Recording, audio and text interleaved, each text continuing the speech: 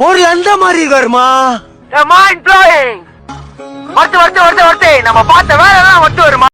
Welcome guys, இன்னைக்கு நம்ம சேனல்ல எறா 65 செய்யறது எப்படி அப்படின்றது தான் நீங்க பார்க்க போறோம். இதுக்கு தேவையான எறாவை நல்லா கிளீன் பண்ணி எடுத்துக்கிட்டு அதுக்கு மேல இஞ்சி பூண்டு பேஸ்ட், மஞ்சத்தூள், இது கூடவே காஷ்மீரி பவுடர், மல்லித்தூள். எறா 65 செய்யறதுக்கு கொஞ்சம் பெரிய எறாவா இருந்தா இன்னும் நல்லா இருக்கும். பெரிய எறா கிடைக்காதனால சின்ன எறா எடுத்துக்கிட்டேங்க நானு.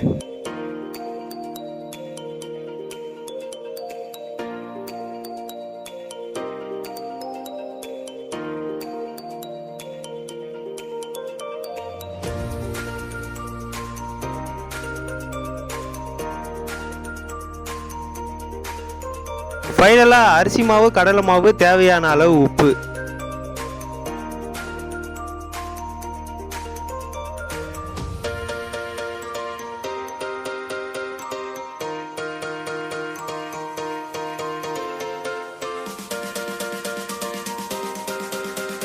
எல்லா மசாலாவும் சேர்த்த பிறகு எலுமிச்சை பழத்தை பிழிஞ்சு விட்டுட்டு லைட்டா தண்ணியை தெளிச்சு இது கூடவே கருவேப்பிலை, கொத்தமல்லி அதையும் நல்லா சேர்த்துக்கிட்டு நல்லா மிக்ஸ் பண்ணிக்க வேண்டியதாங்க எறா 65க்கான எறாவை.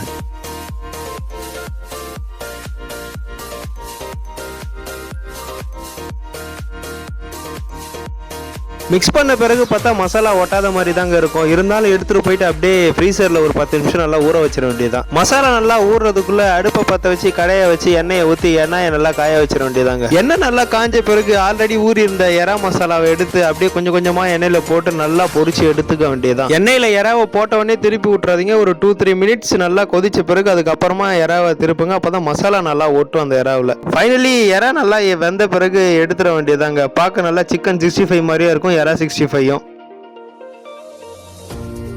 ரெடி பண்ண எறா 65 இன்னொரு பாத்திரத்துல மாத்திக்கிட்டு சுத்தி வெங்காயம், எலுமிச்சை பழம் வச்ச பிறகு இப்படிதாங்க இருக்கும் அவுட்புட்.